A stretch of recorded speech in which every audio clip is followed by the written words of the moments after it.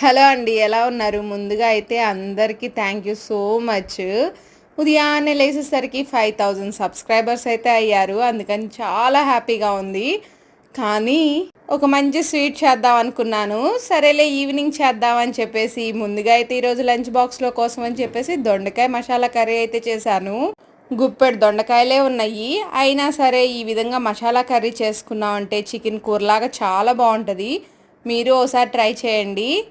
అసలు కామెంట్సే చేయట్లేదు. Bad comments రావట్లేదని సంతోషపడాలో, అసలు కామెంట్సే రావట్లేదని బాధపడాలో అసలేమీ అర్థం కావట్లేదు.